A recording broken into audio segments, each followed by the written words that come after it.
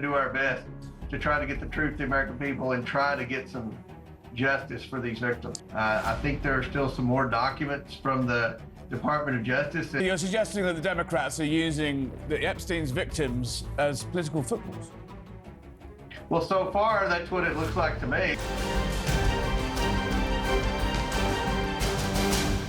Tonight, our guest is Congressman James Comer, chair of the House Oversight Committee. He's a man who's fought tooth and nail to expose the full horror of the Epstein files. And his quest for the truth has already cost UK Ambassador Peter Mandelson his job after a world-exclusive interview with a scandal-hit Brit last week. Now, Comer, a Conservative firebrand from the great state of Kentucky, is following the money.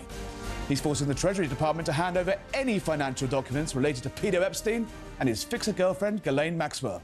Congressman Comer joins us now.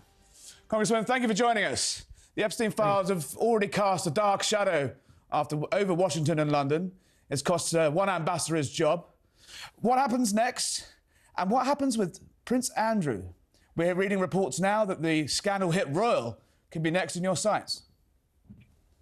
Well, we're following the money. That's kind of what we did in our last major investigation when we were investigating former President Biden and his family. My background in the private sector is banking, and there are meticulous records that banks keep anytime they suspect that a client is committing a crime. These are called suspicious activity reports. These are filed with the Treasury Department. And I'm very pleased to say that President Trump's Treasury Cabinet is cooperating with us. We have sought all the bank records and suspicious activity reports or bank violations affiliated with Jeffrey Epstein, and we're just going to follow the money. We know that Epstein had several different shell companies, several different LLCs, and he was banking with several different banks. We know that he has hundreds of bank violations. And like I said, if you're committing a crime, the banks will usually catch it. And that's what we're going to do, and we're going to follow the money and see where it leads. There'll be obviously people that were paying Epstein money. We're going to figure out who these people are, and then we're going to talk to them. Moving on to the Treasury documents in a moment, but on Prince Andrew, there were explicit reports in the world's media over the weekend that your committee has found documents related to Prince Andrew. Is there anything you can tell us about that? We'll probably just hold off on talking about the specifics of individual names. I think most people have seen that he was definitely affiliated with one of the victims from Epstein Island. That's public. I'm not saying anything that anybody doesn't already know, but we're going to try to figure out who the people were that were accomplices with Epstein. Just because you're associated with someone doesn't mean you're guilty of anything. And we're going to, we believe very strongly in due process, and we're going to give everyone an opportunity to explain themselves. But I'll just leave that part at that. I know that's a big story in Britain and all over the world. It certainly is. But just to be clear, you're not disputing the reports that there are up to 100 emails possibly discovered involving Prince Andrew. I just need to pick you on that point. Well, we're going to be transparent with everything that we find. When we get documents, and we've had the estate turn over 2 batches of documents, we've had the Department of Justice turn over 32,000 pages of documents. We put a lot of those online. People can go through and look at those. But other documents we haven't had time to go through yet. We just want to make sure that there are no victims' names that are published who don't want their names published. We know that in talking with some of the victims, some wanted their names in public and some did not want their names in public. So we're trying to respect the privacy of the ladies that were involved in the horrific crimes of Jeffrey Epstein and Ghislaine Maxwell. So we're trying to do that. And it takes a little time, but we'll be very transparent with that. You've obviously got a team combing through things there. When do you expect the next tranche to be released? Well, we're hopeful that this week we'll get some more documents in. We think that we've gotten the overwhelming majority of documents from the estate. I think there are still some more documents from the Department of Justice. And look, one of the biggest batch of documents would be the interviews that various federal agencies conducted with not only Epstein and Maxwell, but also with other people that were involved. in the crimes that were committed at Epstein Island. Many of these interviews are currently sealed in federal court right now. We're trying to get access to those, and I think that would be a wealth of information there. And you're not meeting resistance currently on having those unsealed? I mean, we'll get on to what's going on in Congress in a moment, but the administration is playing ball now? Yeah, the administration actually asked the judges to unseal it. Pam Bondi, the Attorney General, asked a judge to unseal some of that testimony, and the judge denied it. So we're going to go and go our route through court if we have to try to get those documents unsealed. But I can say that despite what a lot of the media rumors are in the United States, that I've found the Trump administration to be nothing but fully cooperative with the House Oversight Committee on this investigation. On that, President Trump admits he knew Epstein, we know that, but cut ties with him long before, shortly before scandal hit him. He was included in your now notorious birthday book, which was included in your last tranche last week. He insists that's a hoax. But for the administration, are you sensing any further cause of concern? No, look, we've already talked to former Attorney General Bill Barr, who's no friend of President Trump's, and I think the feeling's mutual. Barr said that he never saw anything that would implicate Donald Trump was involved in any way whatsoever in any of the crimes committed by Maxwell or Epstein. And he went on to say that if there had been something in there, that he felt like the Biden administration probably would have leaked it out before the presidential election. And I agree with that. I don't think anybody would disagree with that. So I don't think President Trump has any liability. The Democrats and a lot of the liberal media is trying to make a big deal out of the birthday card.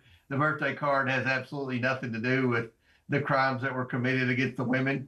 And when we met with the victims of these crimes, and I asked them, what can we do? What can we do to help you? What would you like to see from this investigation? And they said two things. First of all, they would like for the American people to know the truth about the crimes that Epstein and Maxwell committed. And secondly, they would like some accountability for the people that were involved in funding, that were involved in the human trafficking. They would like some accountability from some law enforcement people that they turned to and told their stories to, but yet the law enforcement never did anything. I think it's safe to say that the government failed these women in many ways by not pursuing justice sooner than they did and by not expanding their investigation beyond Epstein and Maxwell. Do you think those victims will ever truly get justice? Well, I hope so. It's very difficult. You know, some of these crimes were committed as far back as 1996. So you're talking about 6 different presidential elections or 6 different presidential administrations. Yeah. And, you know, a lot of people have this myth that that administrations leave incriminating evidence behind when they go from one administration to another. I've found that many times that incriminating evidence disappears between the transition period of the old administration to the new administration. But we're going to do our best to try to get the truth to the American people and try to get some justice for these victims. The hum of shredders, hangs around January during a transition. In Congress, though, some Republicans say they're fighting for transparency, including yourself. But what about this discharge position from Congress Massey of 200 Democrats saying they want transparency? Why not just clear the decks now? Why not fully back publishing all of this? I know we have to exclude the names of victims and the like, but in principle, publishing it all. Well, what the discharge petition says is, first of all, for the Department of Justice to turn over the documents. It didn't say anything about the estate. I'm leading the investigation at the request of Speaker Johnson, and we subpoenaed the documents from the state. That included the birthday book that the Democrats have made such a big deal out of.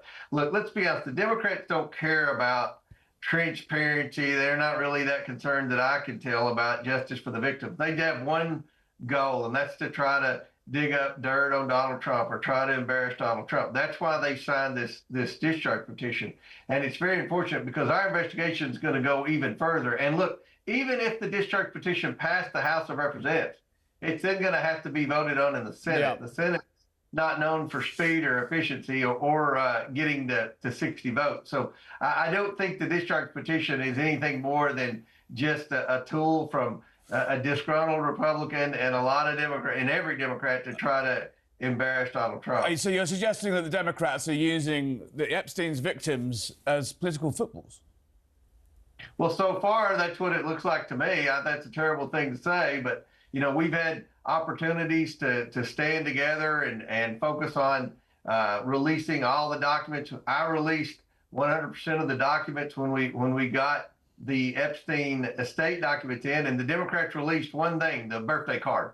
I mean, that at the end of the day, that's not going to provide an ounce of justice to the victims. In fact, the victims, when asked, when we met privately with the victims for 2.5 hours, several Democrats asked them specifically about Donald Trump, and none of them ever said they saw Donald Trump or ever knew of Donald Trump doing anything on Epstein Island or anything inappropriately with Epstein. So I don't think the liability to Donald Trump that so many of the Democrats and the liberal media are hoping exists.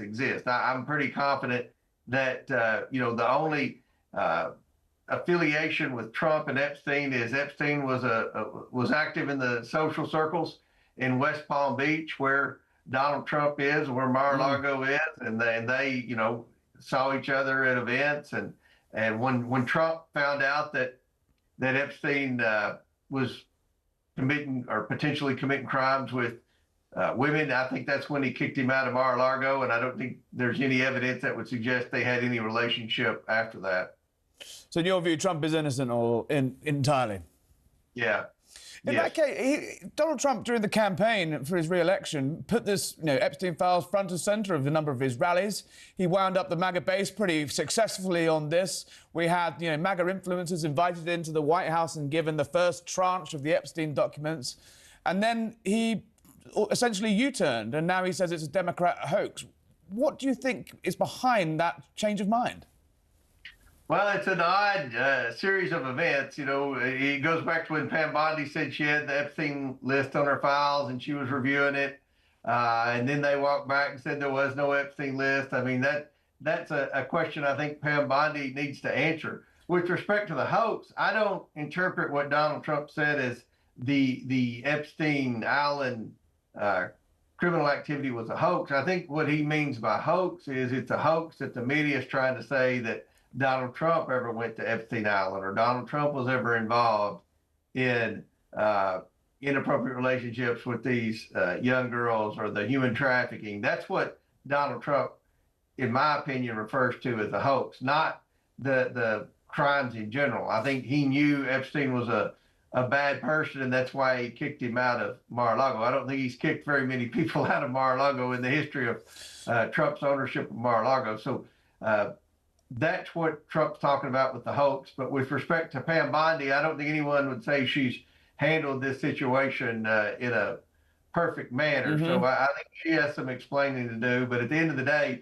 I can say since we've started this investigation on the House Oversight Committee, she's been fully cooperative, and I appreciate that. But she did say that the Epstein list was, quote, sitting on her desk, and then she said it didn't exist. Yeah. Which one was true? That's right. I mean, that's very odd, and I think that's left a lot of people confused.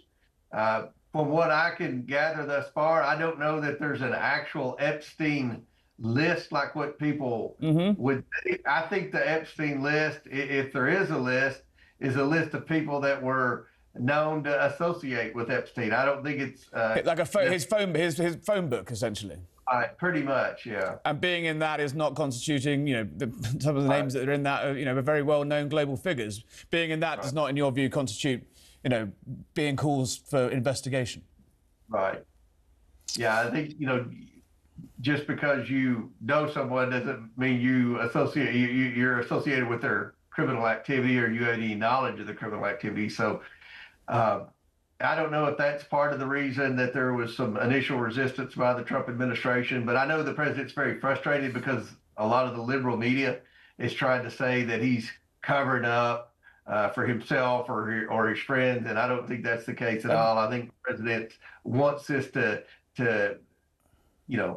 be learned by the American people and then move on to the next issue. The president's frustrated because he's had a very successful first 8 months in office, and it seems like all the media attention now is on the Epstein files. And, have you discussed it? Have you discussed this with the president? I'm sorry? Have you discussed this at length with the president? Yeah, I think the president, I think he wants to get the truth to the American people, and I think he's going to work with us to see that happens.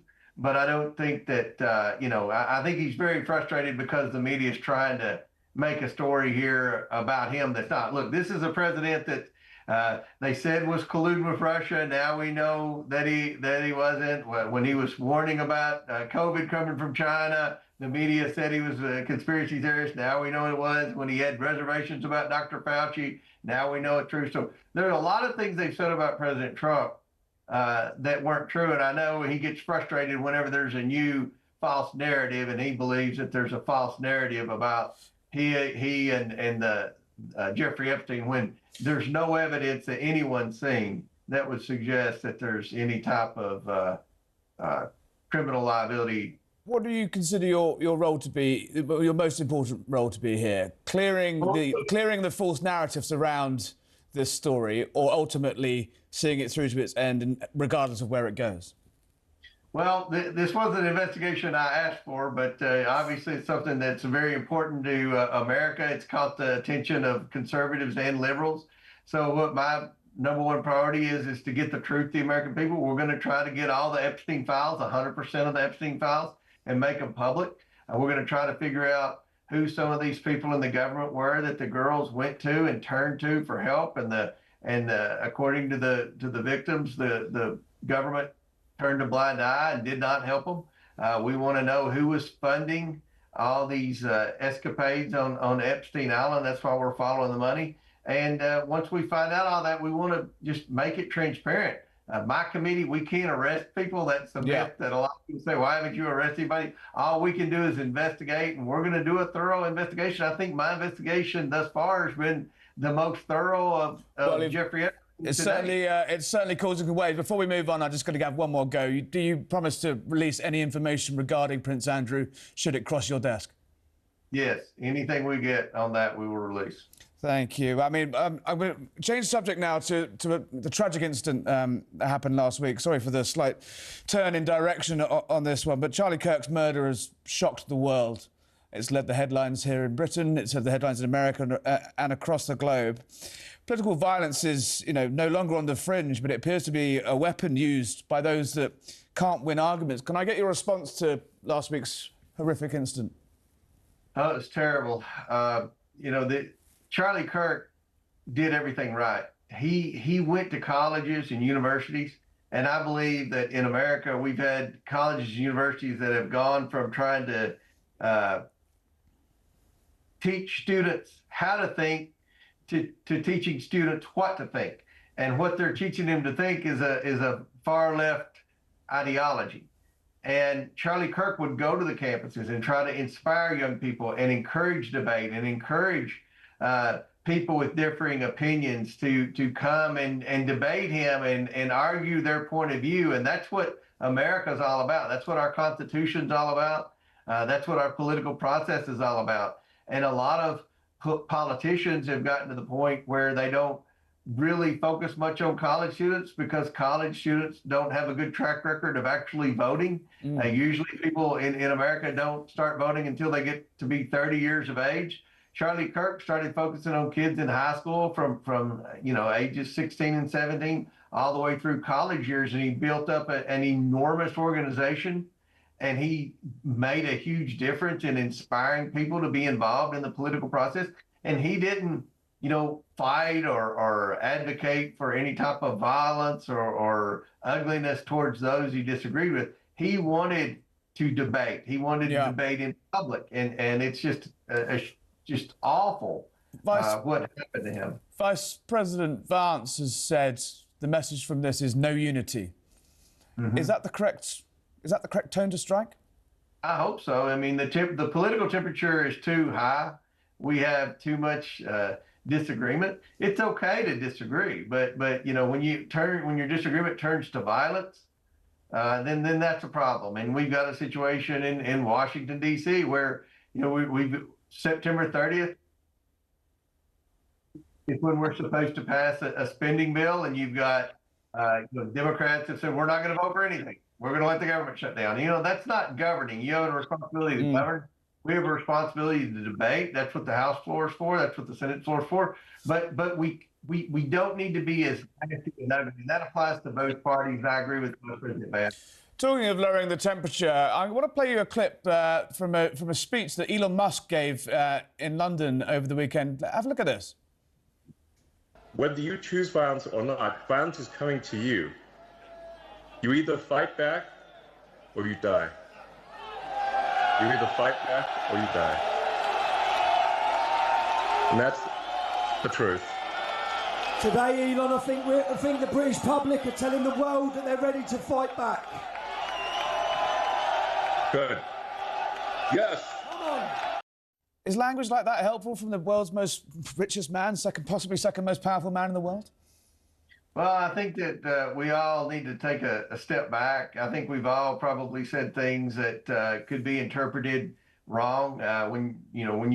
When some people think about fighting, they mean debating really hard, and some people interpret fighting as actual fighting with weapons. So it just all depends on your interpretation. But I think we all need to really step back and reevaluate some of our terminology, because I go on TV as much as anyone in Congress, and I get asked a lot of questions, and I defend myself and defend my ideology, and I certainly don't ever want to entice violence or anything like that. I may take I have a vocal, heated disagreement with someone asking me a question or debating me, but at the end of the day, we've all got to understand that sometimes words have consequences, and I think both sides can tone it back a little bit, and we'll all be better off.